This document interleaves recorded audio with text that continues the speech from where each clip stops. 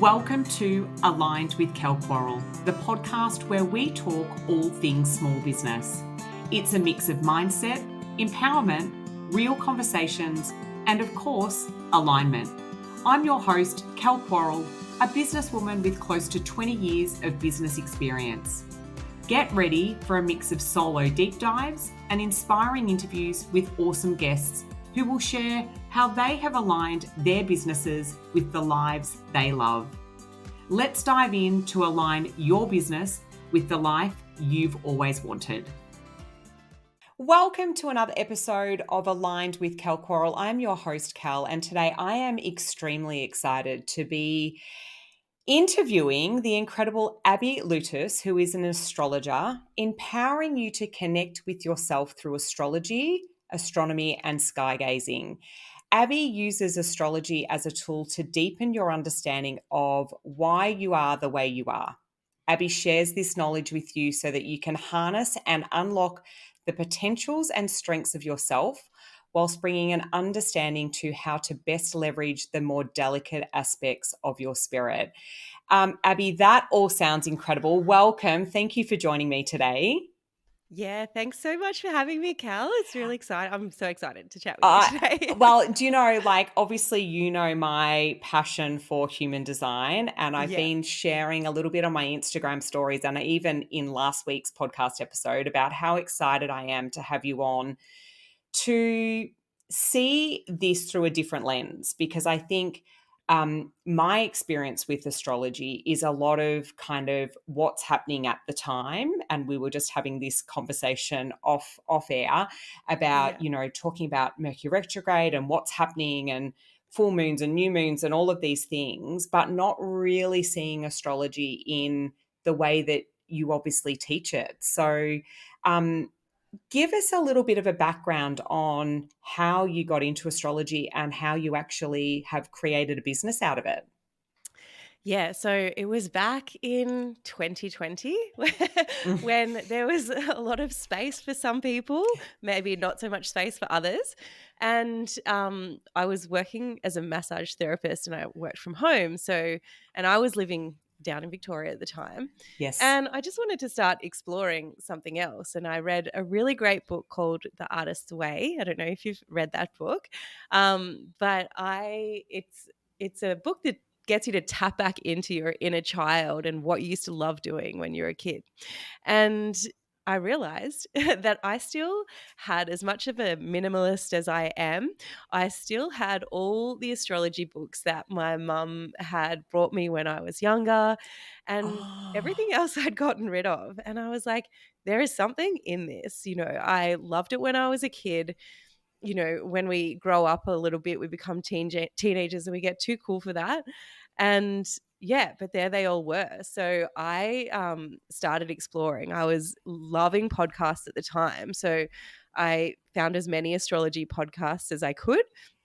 And I just started learning. And the more I learned, the more I loved it. And I took courses and then the natural evolution of it for me was, I guess it's like when you actually are reading something, there becomes a limit, or if you're learning, you actually have to put it into practice. Yes. And so then I started reading charts and that was the next evolution. And then my business grew from there. So yeah. That is amazing. So it was really kind of like this calling that you've just had this realization that I was like, I've held on to all of this for a reason and I'm going to explore it.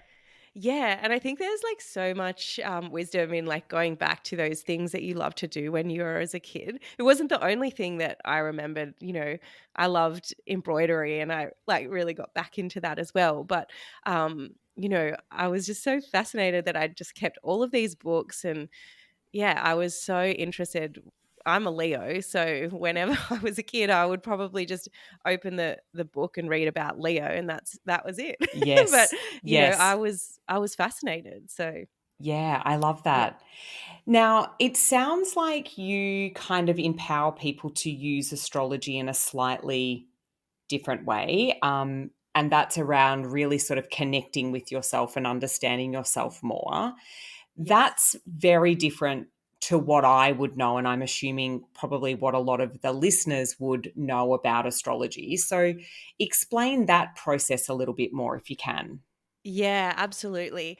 It is so easy to get sucked into the astrology, the energy of what's coming up or the predictions. And I know we might touch on that a little bit later on, but um, I really think that when you really understand and learn your astrology, it's just like seeing your personal makeup through this lens, through the lens of Yes. essentially nature, really, because it's the stars in the sky and it's your unique map, the map of the stars when you were born. And this can be plotted on a chart and it can be interpreted. And when you see things in the chart and start to learn and understand about what everything means and how it all merges together, I really think that you can see the qualities of your energy that are strong, even the shadow aspects Mm-hmm. of your characteristics, but even the ways to overcome some of those challenges that you have in your life. And I've certainly seen that in my chart, different aspects that might be challenging, giving you clues and answers how to break cycles that, Mm. are constantly coming up in your life. So that's how I really love to use it.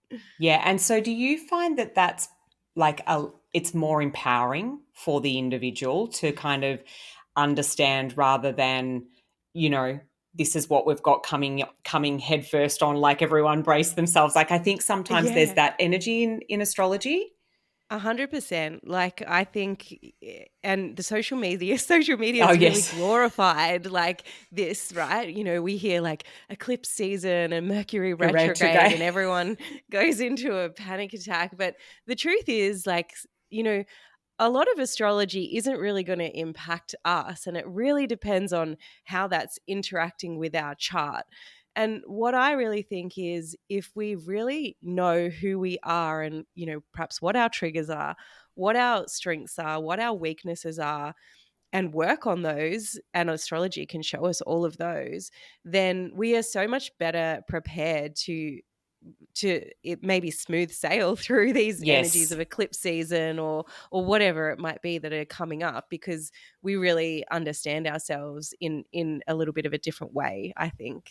Yes.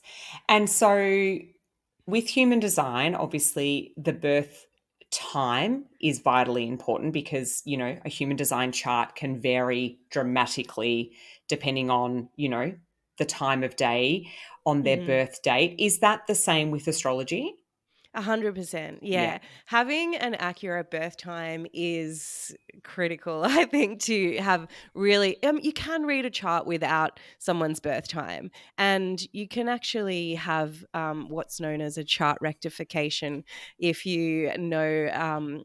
A professional astrologer that does chart rectification, they can look at the events of your life and they can get a pretty accurate idea of what your birth time might be. Mm. But I think too, if people in my world, if they don't know their birth time, they can't get their hands on it. I always suggest to them, try a pendulum. If you truly don't know, this is going to be your body's way of telling you, and what it might be. Or you can also use the muscle testing and ask Yes. questions, because essentially it's your birth, right? It was your body that went through that. It's got to know in there. Maybe your memory doesn't, but your body does. I truly believe that. Wow, that is absolutely fascinating. I have Yeah. never even considered that. And so thank you for sharing that. I think that is very empowering. Yeah. Because the reality is that a lot of people just have no ability to access their birth details. Like even Mm. myself, I don't know exactly. And because my mum has passed, it's like not something that I can ask. I went to the hospital. The Yep. hospital said they have destroyed all records from, I was going to say Mm. so long ago, but Yeah. 46 and a half years ago. But it's just really interesting. I'd not actually done that, but I found Yeah. some sort of platform where you had to put in all of these answers to all of these questions, which I'm saying is probably what you're Yeah. talking about, this chart, whatever it was. Rectification. Yep, that Yeah. thing. Yeah. and I've landed in this time, but I'm actually going to go down the path of doing those other things Yeah. and just see. That's fascinating. Yeah, I encourage people to, if you truly don't know, like, because, you can ask the yes, no, and you Yes. get, and so then you can say, was I born in the morning or the afternoon?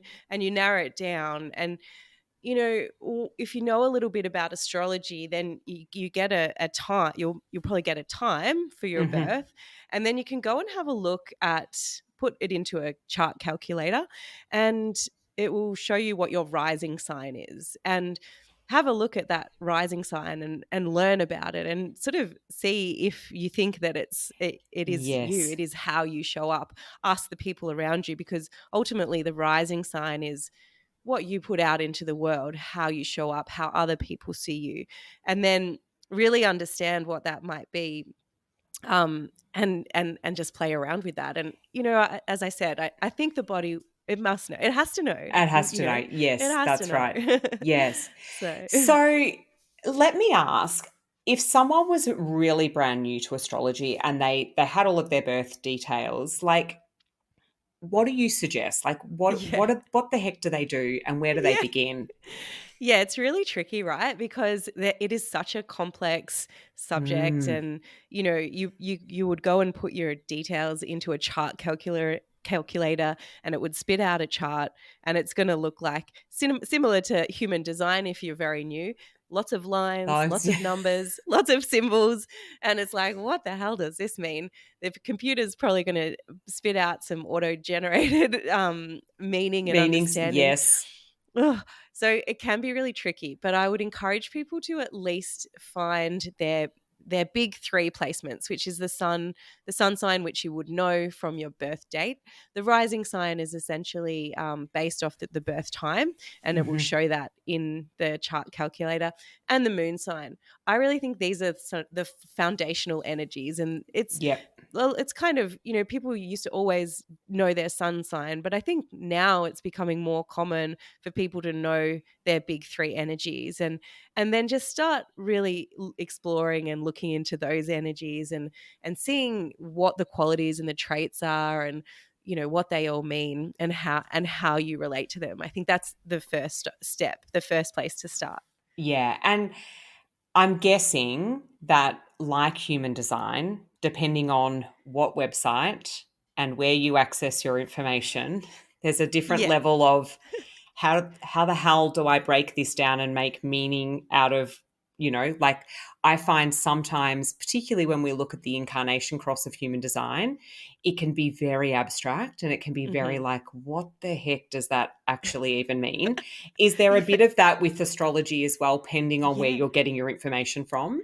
Yeah, 100%. I think when I first pulled up my chart and just started reading, it was incredibly wordy, and I was like, I can't even make sense of this. Yes. But what I encourage people to do, and this is what I did, because I love podcasts. I love learning that way. And so I found a podcast that I really loved, and you know, I just kept listening to it. I think sometimes the jargon of the language can sound complex, and Hmm. I must admit, when I first started learning about the houses in astrology, I had no idea what they were talking about. I didn't know what they were saying when they were talking about squares and conjunctions and the seventh Yes. house. But the more I listened to it, and the more I kind of just got curious about it, and found someone that I resonated with as well, the more I was like, then I started to learn, because, that's learning, right? You can't Yes. expect to know everything off the get go. You just have to keep showing up, find what it is that sparks your curiosity, find the person who that resonates with you, to that's giving information that makes sense and that sounds clear, and just push yourself a little bit to keep listening to the jargon and the language, and eventually it will start to make sense. Yes. Yeah, I Yeah. love that. That's great advice. And that's the thing with learning, right? You have to find what works for you as the individual. And Yeah. once you find that, you can tend to lean into that a little bit more. Yeah, absolutely. What I'd love to know is, what are some of the what are some of the breakthroughs, or the benefits that you found with the people that you've worked with, leaning into their own astrology? Like, what is, Yeah. what are some of the breakthroughs that people can get? I think people, like, what I really think that people gain from it the most is just understanding why they are the way they are, like why they have this quirk or why they have that quirk. Or, I've even got that out of just simply reading someone's charts. And I might have said, I know I had this, I remember having this client, and I didn't know her from a bar of soap. She Mm-hmm. came to me through social media or a referral or something, and I said to her, "Oh, what is going on with your dad? Like, this must be really challenging." And it was just like she felt so seen, because she came back to me and said, "Oh, well, I've had my biological dad died when I was young, and then my stepdad is got cancer, and all these um things had been happening with the dad, the father figure in her life." And it was a real moment where she just felt seen, and it was, she didn't sort of, you know all of a sudden it was like, oh, this is actually in my blueprint, it's written here and Yes. someone else sees it. And so I think that element of being seen. And Yes. I think the other thing that I've noticed too is that, people can find like ways to break through certain cycles. I mentioned this before. So, I've seen in people's charts they might have struggles with perhaps like movement or exercise, but the answers are there. Like, maybe it's just that you need to change the way slightly, or maybe you prefer working out with a group of people, or in rather than Yes. on your own, or something like that. A lot of these answers can be found in the chart. Wow, that's fascinating because, I think, like human design, by the sounds of it, there's a lot of confirmation and a lot of kind of permission slip type energy. And Yeah. that's like, that's kind of like the aha of like, that's why that is the way it is, etc., Yeah. which can be like really empowering because people can Hmm. then lean into, okay, this is the way that Mm. I am meant to show up, or this is what I'm Yeah. here for, or, these types of energies. Yeah, absolutely. And I kind of like to take it one step further, because yeah, we might see that we have this quality that's, maybe something that we don't particularly like, or it's something that we want to change or transform. And it's like, okay, well, the answer's in there as well. Like, how can we, what is it that I need to do to turn this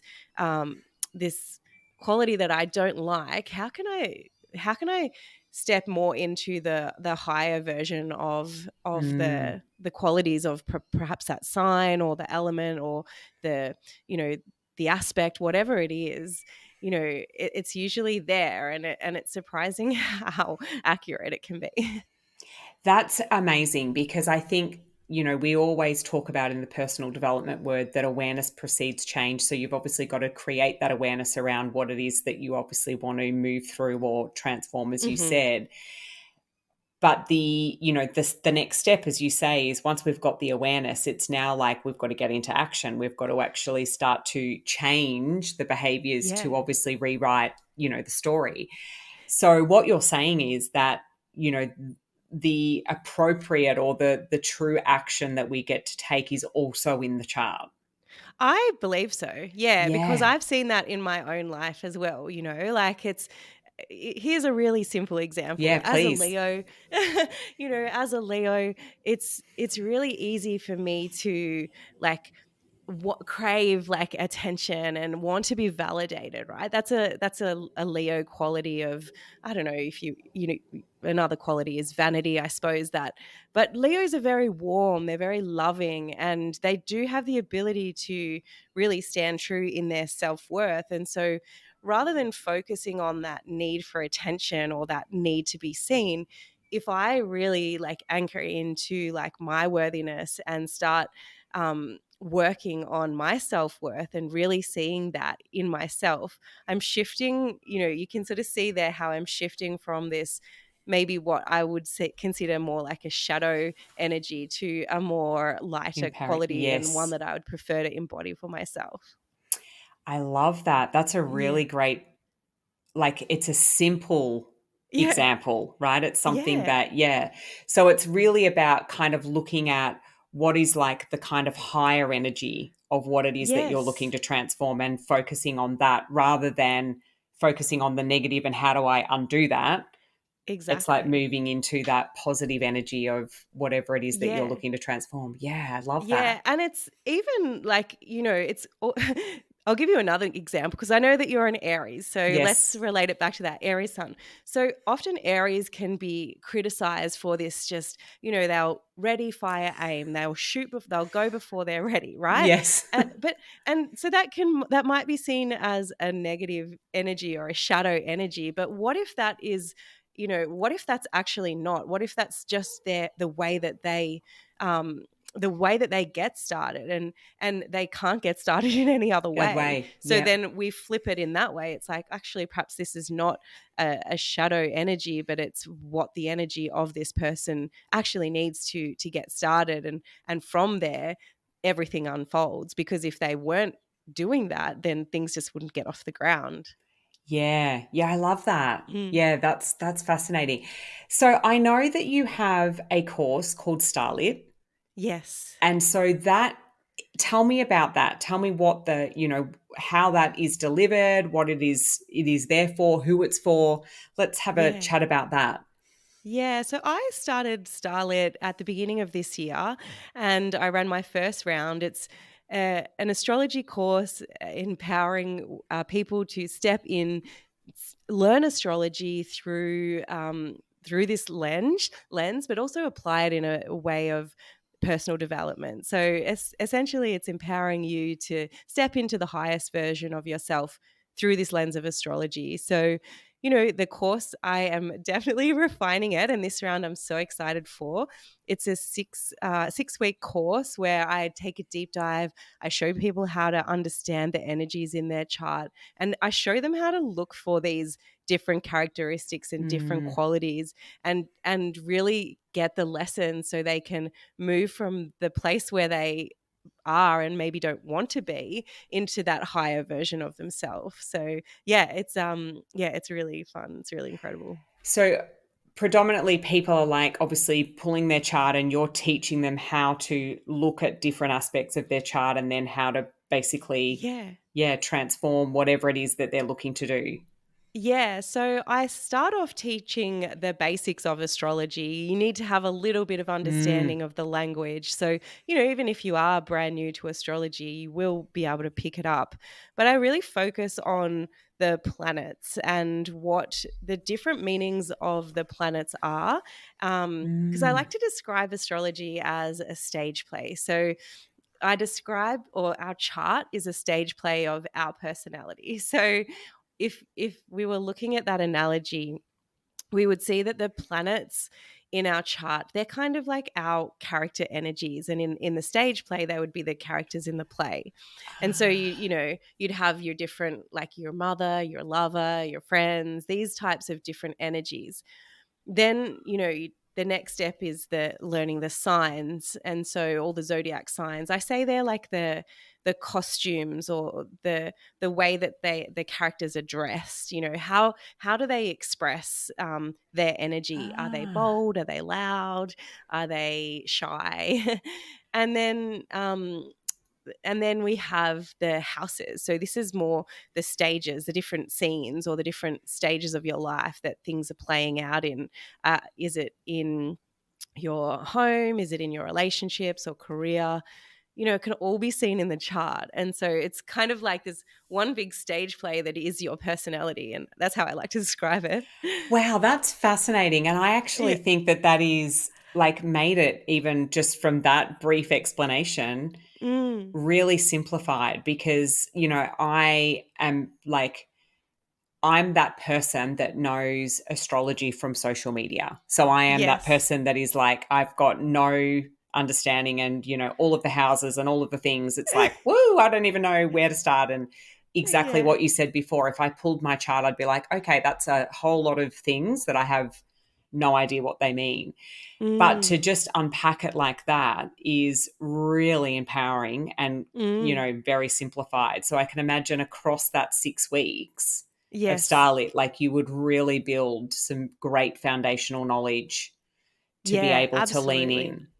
Yeah, it's really like a personal development course through the lens of astrology, really, Yeah. and it's so fascinating. And just as an example, we have masculine and feminine energies, Mm-hmm. and in the chart we refer to Mars and Venus, and how are we how are we when we're in our masculine energy? Well, Mars will show us that.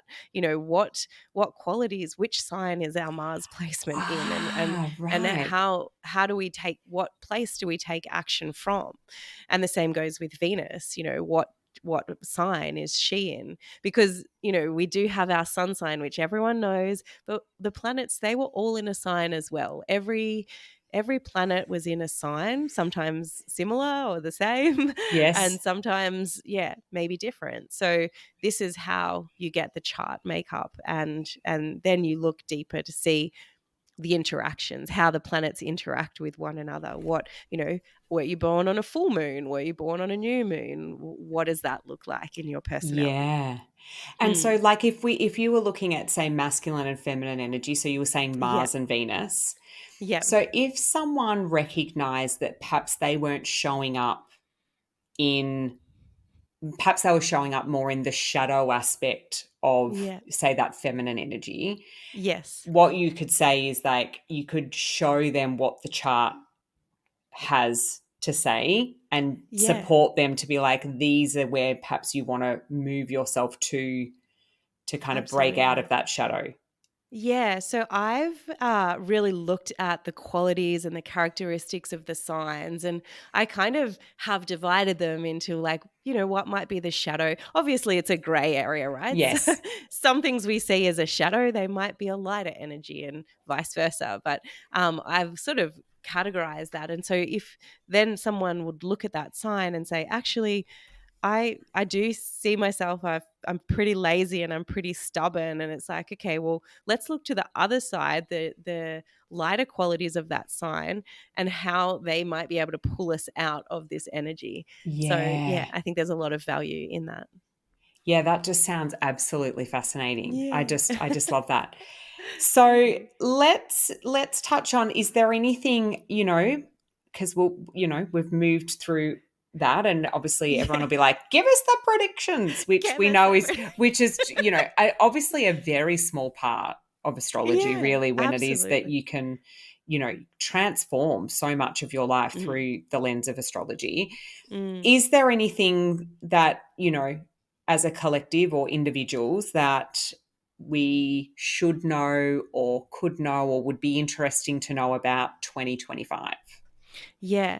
I think I'm going to touch a little bit briefly on the end of 2024, because Mm-hmm. what is happening at the end, and it's going to carry, this energy is going to carry into 2025, but we are having a Mars retrograde at the end of 2024.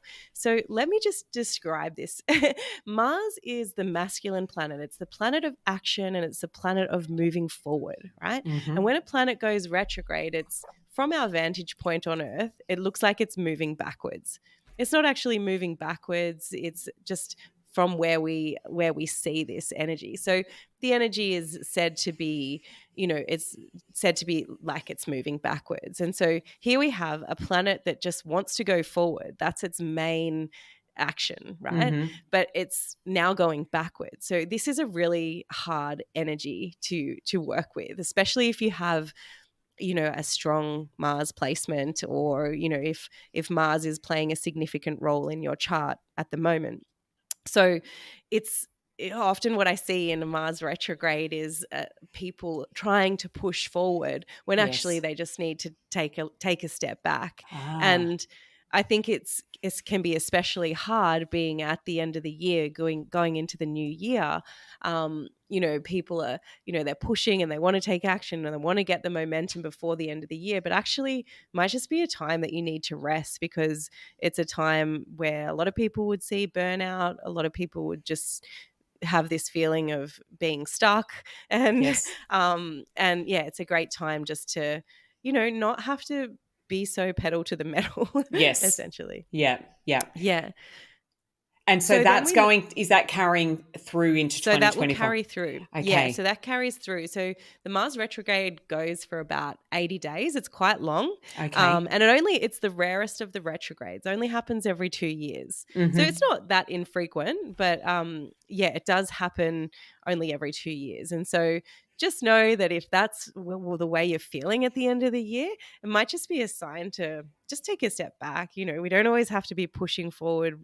Be gentle with yourself, take extra care. Mars is about how we move our bodies. It's about our physical energy. So we want to nurture that and be a bit more kind and have a bit of compassion for ourselves. But Yes.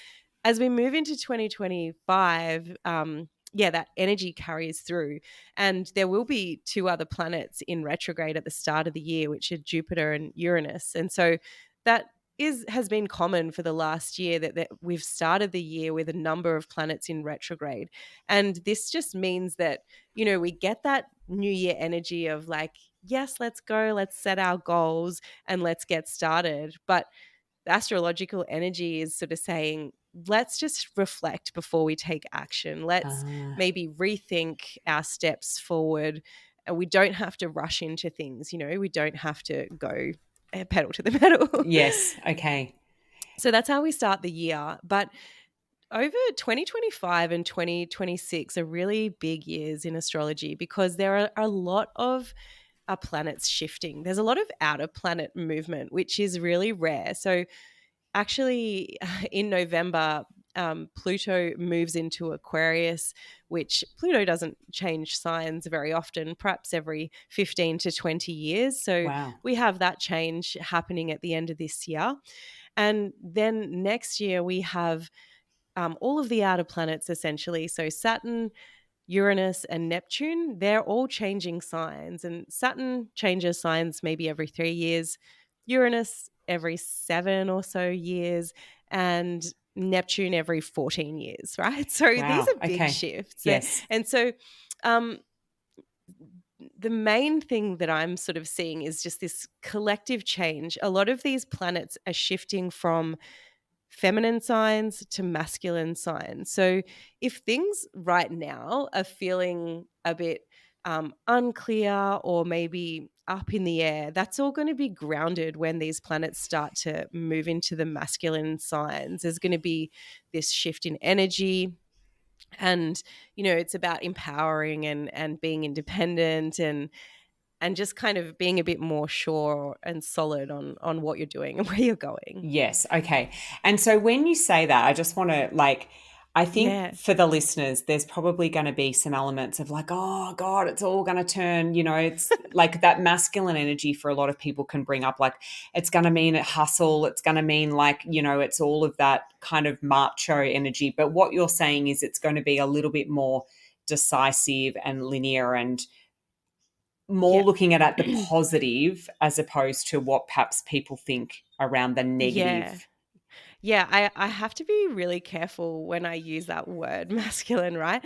I think a better word that we can use is yang, or it's even, in astrology, I use masculine, feminine, yin yang, and positive, negative, right? Yes. But what it really means is just a polarity, right? So one end of the spectrum or the other, and which is going to be stronger at this time. So I try to really look at, what are the empowering qualities that we can use, because it's not, we can fall into that idea of like hustle and burnout and go.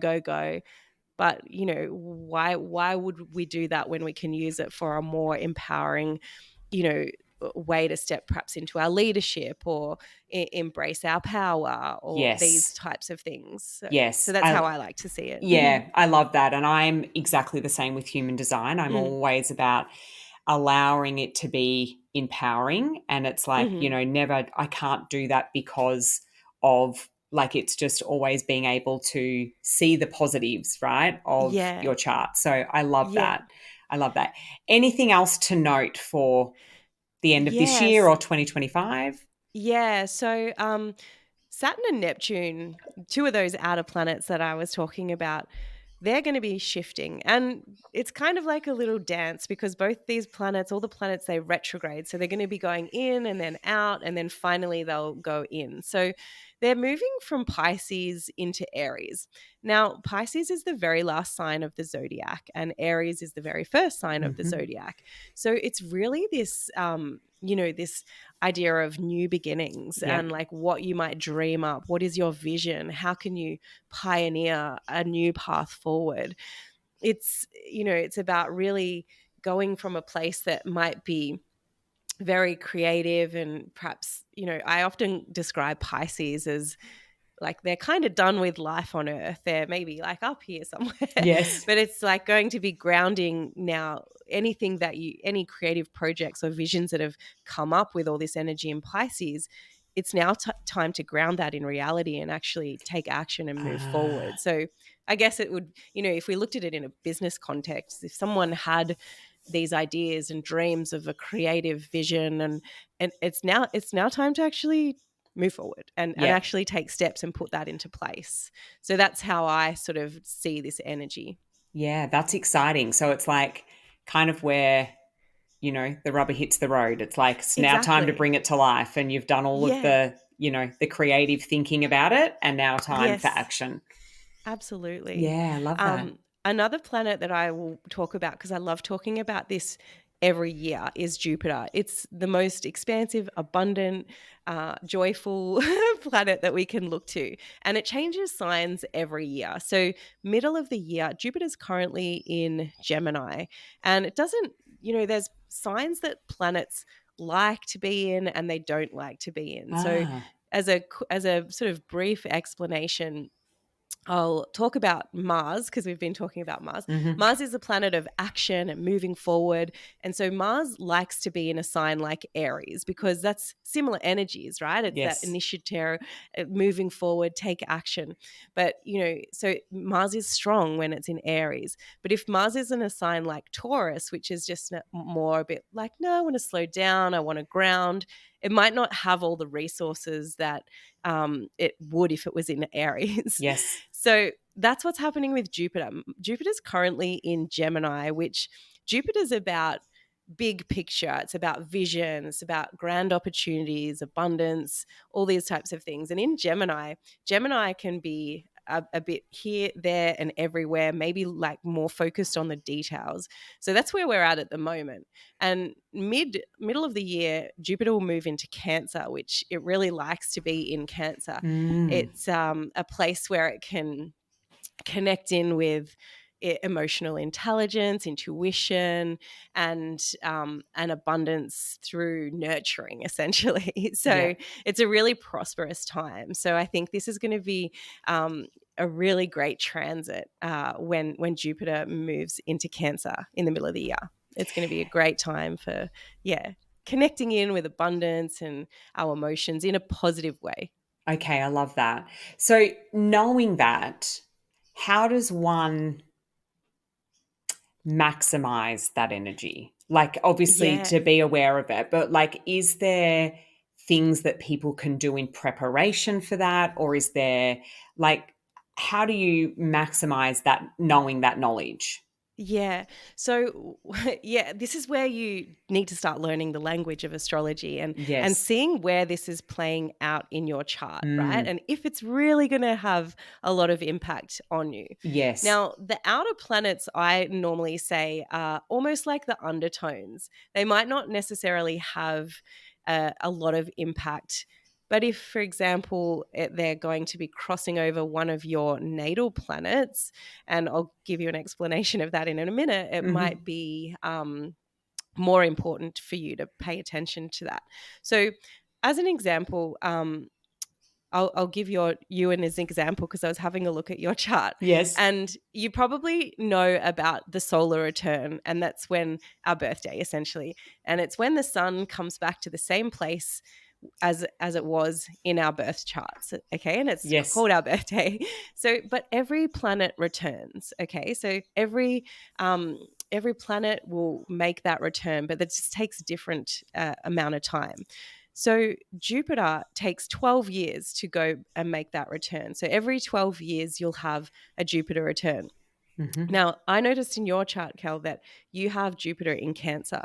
And so this is going to be a Jupiter return for you when Jupiter moves into Cancer this year. So because Jupiter's about abundance, expansion, opportunities, these are the types of themes that you might see coming up in that year. And so it's a really good time to be, how can I leverage that? How can I Yes. make use of that? Whereas if Jupiter was at an opposition, so say for example, if you had Jupiter in Capricorn, which is the very opposite side, it might be these things might feel a lot further from reach. So there might be other ways that you have to sort of take action or just know that it might not be the year of opportunities or the year to Okay. maximize that. It might be something else to focus on for you. Yeah. And I guess this, what I'm learning, even in this short conversation, is that what we see on social media is kind of fed to us like everyone's going to benefit from all of the things, or we're always going to be impacted from, I think Mercury retrograde is the big one that we Yeah. often hear about. But it really still comes back to your own chart. And 100%. yeah, okay. Yeah, Yeah. that makes sense. Yeah, and it's so interesting because I always poll people on my Instagram, especially around these times of Mercury retrograde. And, um, you know, a common thing is, especially with Mercury retrograde, if you actually have Mercury retrograde in your natal chart, if you were born on a Mercury retrograde, this is a time where you're going to thrive. So you want to know when they're Yeah. happening. And Interesting. same goes with the eclipses, right? We've just been through eclipse season, and I polled people and the answers were like, some people it's full on and it's really intense. Some people are having a great time. Other people are not feeling anything at all. But that all comes back to how these eclipses are interacting with your natal chart, or how Mercury retrograde is interacting. Maybe it's not having any impact at all. Yeah, right. And so is this kind of what you also unpack inside Starlit?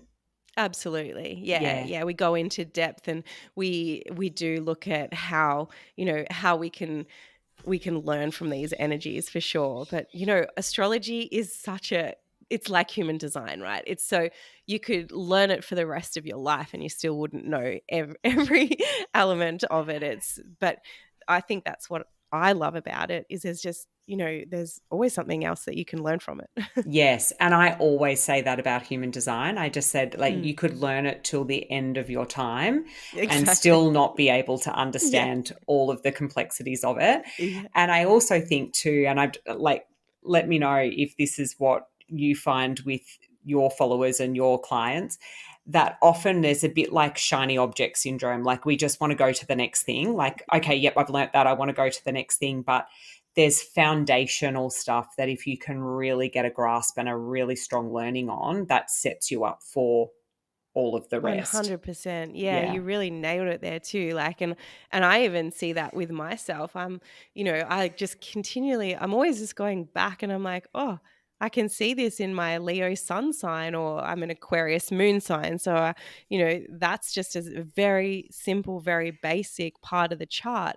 And even if you just knew the big three and learnt from your sun, moon, and rising sign, you know, I'm 5 years in to really dedicating study and learning and having a business. I'm still learning things from from my moon sign and my rising Yes. sign. Yes. And that's the same with human design. I'm always like, if you can really just lean into your energy type, strategy, and authority, Yes. and really get that and really Yeah. live that, so much will change. But often people are like, oh, yep, I've got that. And now I want to learn about, Yeah. the gates and the channels and all of the things. And it's like, but we've got to remember the foundations The and foundation. do the Yeah. foundations good. Yeah. Absolutely. Yeah. So tell me, when you were saying a new round of Starlit is coming up, give us the Yes. details on that and how people can find you and do all of the things. Yeah, so we get started on the 28th of October for 6 weeks. And so, yeah, I'm so excited. You can find me all the details will be over on my website, abbylewtas.com, and I can get you all the information to get to join up, sign up for Starlit. You can find me on Instagram as well. I'm at Stars by Abby over there. And I do have my own podcast where I don't just share the predictions. I've started doing a weekly forecast episode because I know people just love it.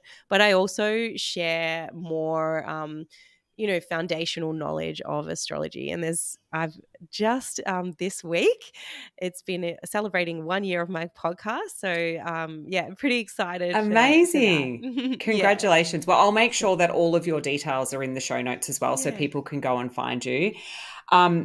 This has just been such an incredible conversation. Like, I've learned so much in just, this 45 minutes of chatting, because I will be the first one to say that for me, astrology has really been that thing that pops up on Instagram and you're like, oh, interesting. Like, what does this mean? But I definitely did not realize the impact of your own chart and how much that can really affect with whatever is happening at the time. 100%. So that's incredible. So the 28th of October, yes, live round of Starlit is when they're kicking off. Round. Yes. So we will make sure that all of the details for Abby are in the show notes. But is there any final things that you would like to share with our listeners, Abby?